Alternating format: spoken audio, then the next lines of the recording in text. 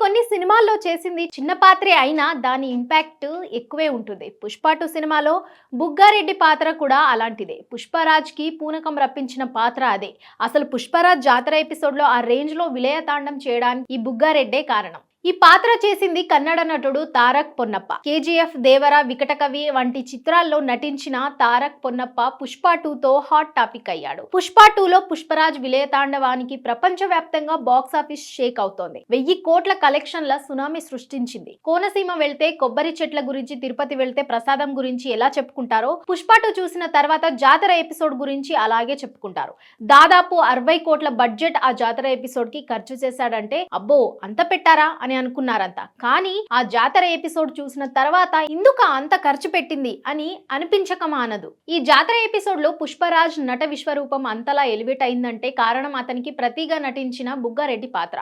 పుష్పరాజ్ అన్న కూతురుతో అసభ్యకరంగా ప్రవర్తించి కిడ్నాప్ చేసి పుష్పరాజ్ కి పూనకం రప్పించిన ఆ పాత్ర బుగ్గారెడ్డి. ఆ పాత్రలో కన్నడ నటుడు తారక్ పొన్నప్ప అద్భుతంగా నటించి హాట్ టాపిక్ గా మారాడు. ముఖ్యంగా పుష్పరాజ్ బుగ్గారెడ్డికి అరగుండు కొట్టించి మెడలో చెప్పుల దండ వేసి గాడిదపై ఊరేగించే సీన్ ఏదైతే ఉందో సినిమా చూసిన వాళ్ళంతా ఆ సీన్ గురించి చెప్పుకోకుండా ఉండరు.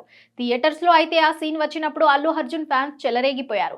సోషల్ మీడియాలో కూడా ఆ అరగుండు పాత్ర గురించి రకరకాల చర్చలు నడిచాయి. ఆ అరగుండు పాత్ర చాలా మందిని హర్ట్ కూడా చేసేసింది. చాలా మంది గతాన్ని గుర్తు చేసింది. అయితే ఈ అరగుండు సీన్ తో పాటు అసలు తారక్ పొన్నప్పకి పుష్ప 2లో ఛాన్స్ ఎలా వచ్చింది, సుకుమార్, అల్లు అర్జున్లతో షూటింగ్ ఎక్స్పీరియన్స్ ఏంటో చెప్తూ ఆసక్తికరమైన విషయాలను షేర్ చేసుకున్నారు తారక్ పొన్నప్ప. పుష్ప 2 సినిమా చూసి చాలా మంది ఫోన్లు చేస్తున్నారు. తెలుగు నుంచే కాకుండా కన్నడ నుంచి కూడా మంచి రెస్పాన్స్ వచ్చింది. మనోడు ఇక్కడ నుంచి వెళ్లి అక్కడ చాలా బాగా చేస్తున్నాడు అని ఫోన్లు చేస్తున్నారు. తెలుగు నేర్చుకుని సొంతంగా డబ్బింగ్ చెప్పడానికి కూడా అభినందిస్తున్నారు. నా స్లాంగ్ కోసం చాలా కష్టపడి చేశాం. ఆడిషన్స్ కూడా చాలా విచిత్రంగా జరిగింది. పుష్ప 2 షూటింగ్ స్టార్ట్ అయిపోయిన తర్వాత నేను అసోసియేట్ డైరెక్టర్ కి ఫోటోలు పంపించాను. కొన్ని వీడియోలు కూడా పంపించాను.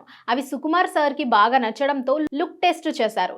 జాతర ఎపిసోడ్ గెటప్ వేశారు. 2 రోజుల్లో ఫైనల్ చేసేశారు. లుక్ టెస్ట్ చేసిన తర్వాత నాకు పెద్దగా నమ్మకాలు లేవు తీసుకుంటారని. అందుకే నేను తిరిగి బెంగళూరు వెళ్ళిపోయాను. కానీ వెంటనే కాల్ వచ్చింది, మీకు మధ్యాహ్నం షూట్ ఉంది వచ్చేయండి అని. అప్పటికి నేను బెంగళూరులో ఉన్నాను. మధ్యాహ్నం రావడం కష్టం అని చెప్పా. రావాల్సిందే అని అనడంతో కంగారుగా సాయంత్రం 4 గంటలకు వచ్చి 6 గంటలకు మేకప్ అయ్యి ఫస్ట్ షాట్ చేశాం. చాలా టెన్షన్ లో వచ్చాను. ఫస్ట్ రోజు జాతరలో సాంగ్ షూట్ చేశారు. ఇంత పెద్ద సెటప్ ఎప్పుడు చూడలేదు. నాకు షూటింగ్ లొకేషన్ లో కూడా ఎవరు తెలీదు. చాలా భయం వేసింది. కానీ తర్వాత అలవాటైపోయింది. బన్నీ సార్ నటన చూసి ప్రేరణ పొందాను. ఆయన అంతగా గట్టిగా చేస్తుంటే ఆయన్ని చూసి నేను ధీటుగా చేయాలని అనుకున్నాను. సినిమాలో నా గుండు సీన్ చాలా కీలకం.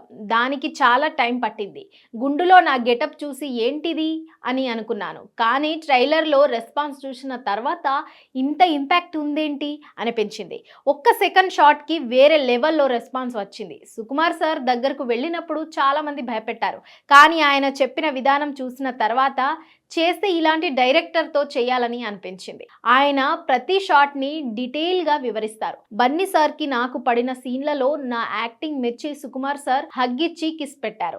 లాస్ట్ షాట్ లో ఏంటే అమ్మాయిపై చిన్న గీటు పడితే రప్ప రప్ప నరుకుతావా అని డైలాగ్ చేసినప్పుడు సుక్కు సార్ కి విపరీతంగా నచ్చేసి వచ్చి కిస్ పెట్టారు. ఆ సీన్ థియేటర్స్ లో పండుతుందని ఆయనకి ముందే తెలుసు.